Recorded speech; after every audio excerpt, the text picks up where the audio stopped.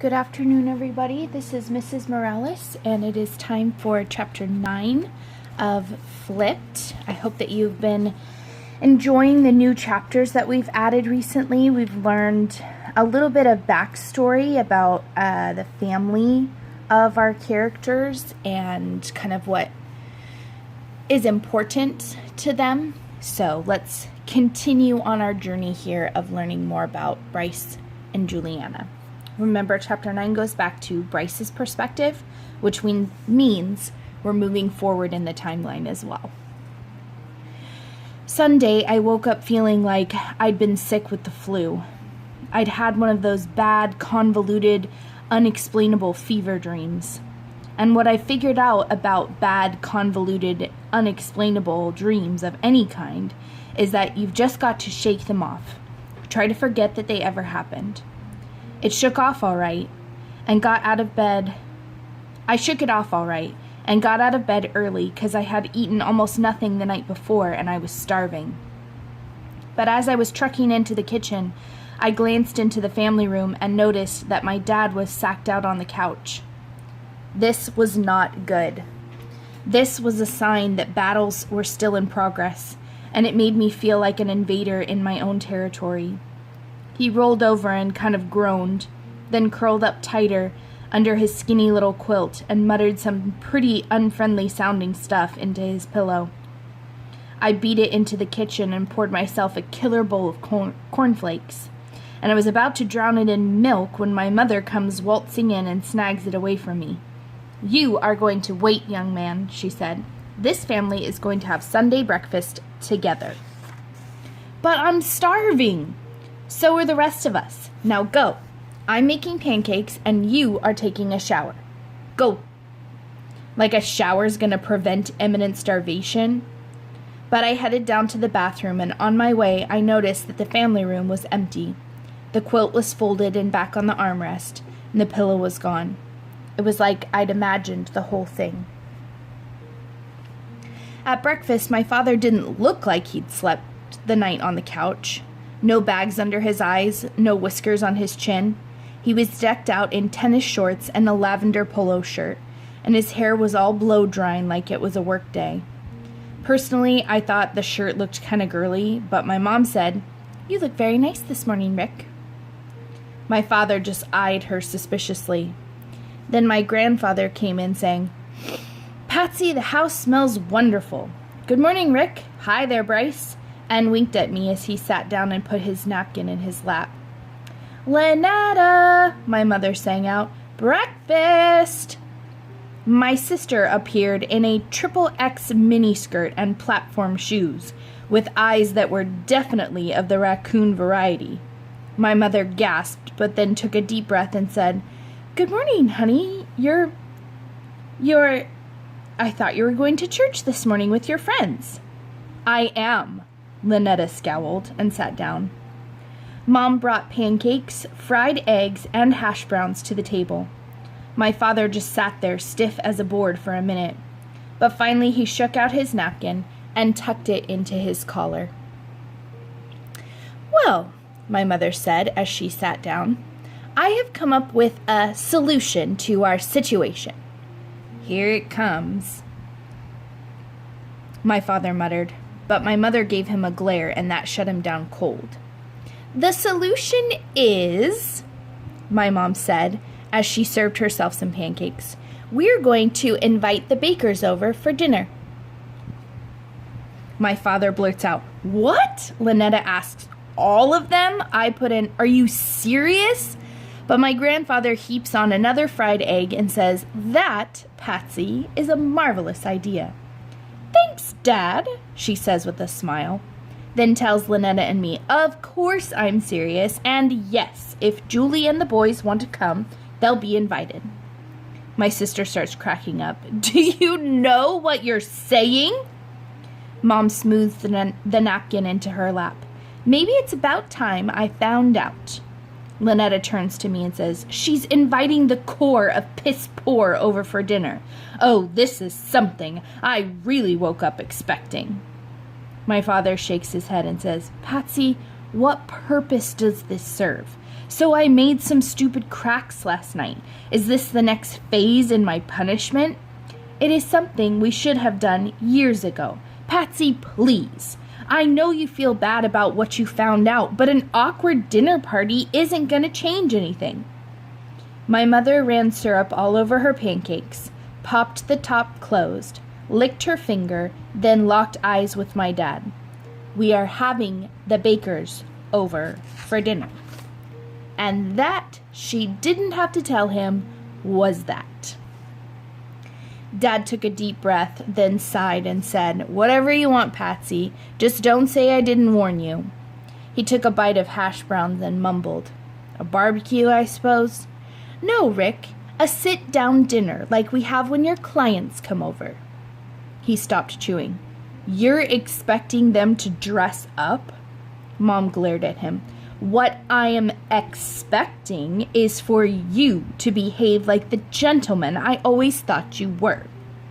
Dad went back to his potatoes, definitely safer than arguing with Mom.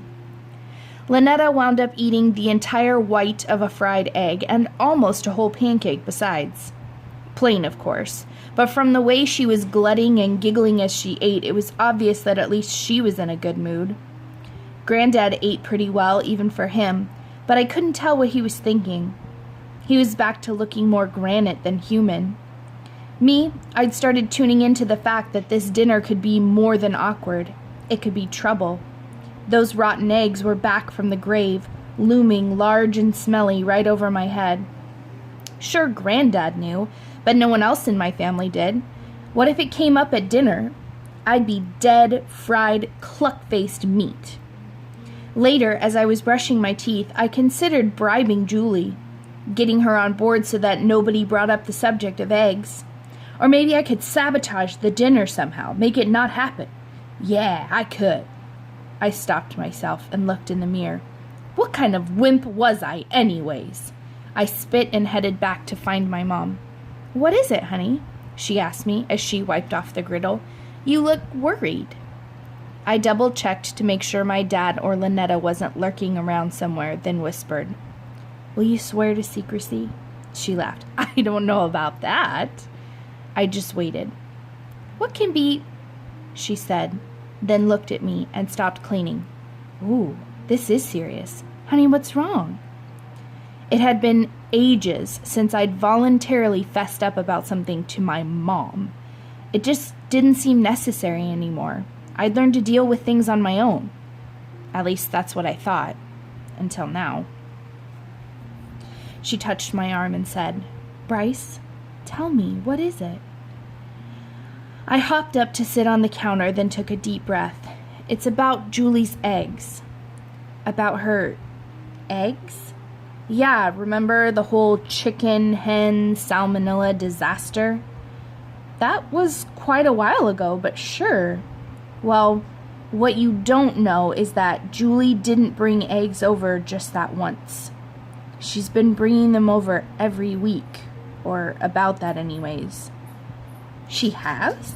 Why didn't I know about this?" "Well, I was afraid Dad would get mad at me for not telling her that we didn't want them, so I started intercepting them. I'd see her coming, get to her before she rang the bell, and then I'd just toss them in the trash before anyone knew she'd been here." "Oh, Bryce. Well, I kept thinking they'd stop. How long can a chicken lay eggs? But I take it they have stopped?" "Yeah, as of last week, because Julie caught me chucking a carton in the trash outside." "Oh dear, exactly. So what did you tell her?" I looked down and mumbled.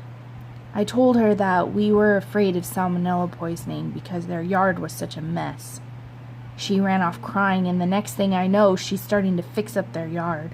"Oh, Bryce." "Exactly."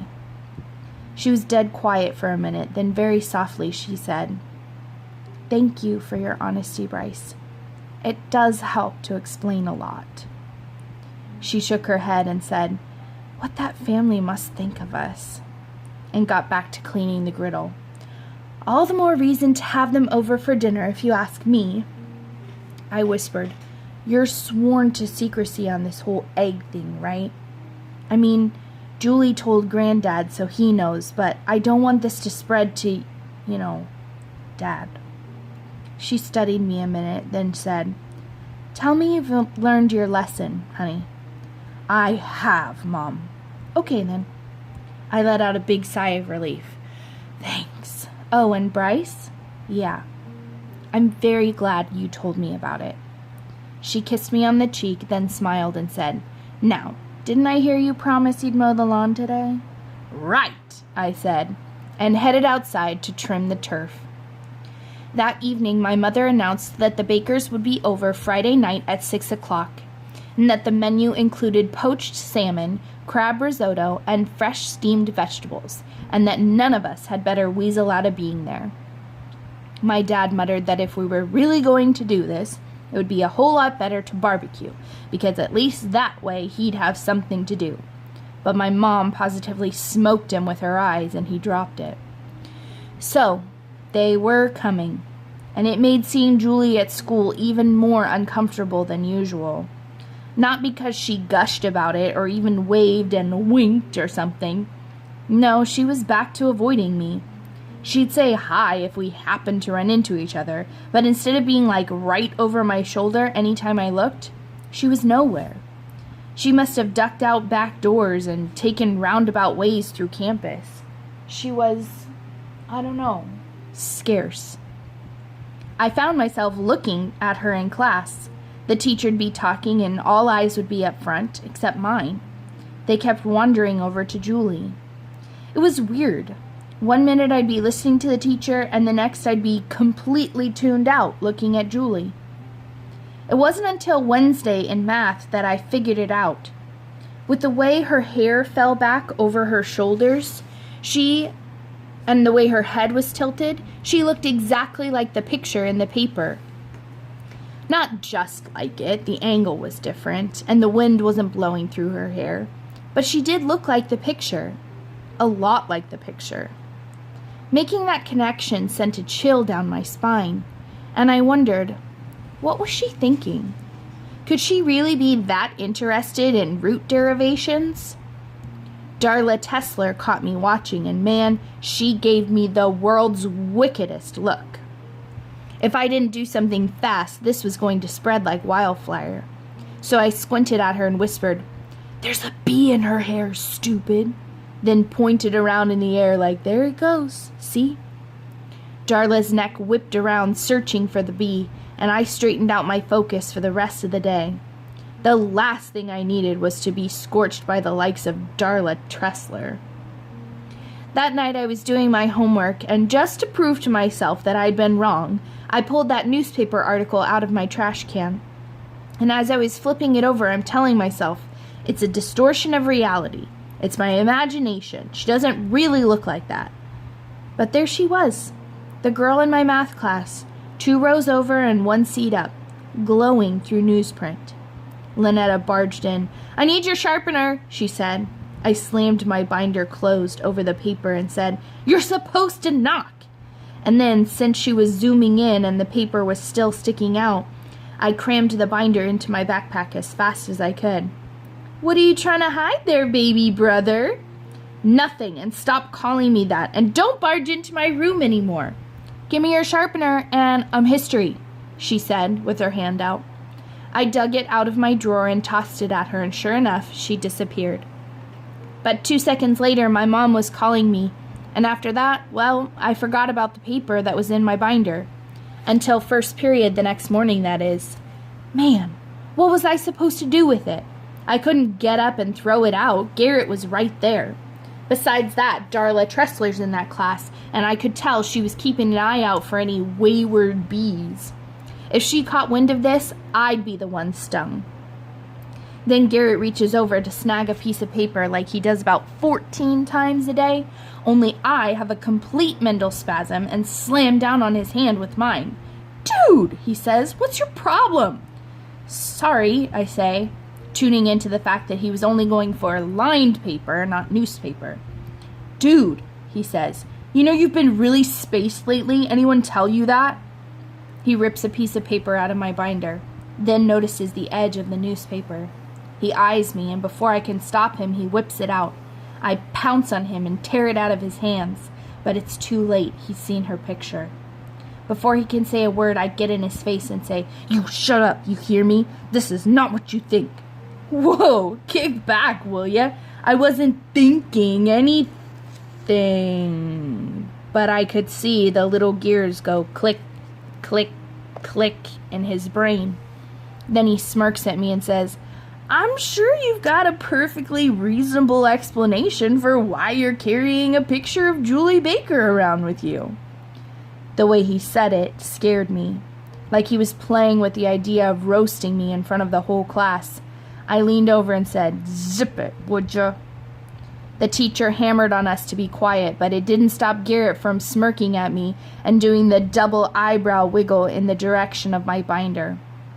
After class, Darla tried to act all cool and preoccupied, but she had her radar up and pointed our way. She shadowed me practically all day, so there was no real window of opportunity to explain things to Garrett. What was I going to tell him anyways? That the paper was in my binder because I was trying to hide it from my sister? That would help. Besides, I didn't want to make up some lame lie about it.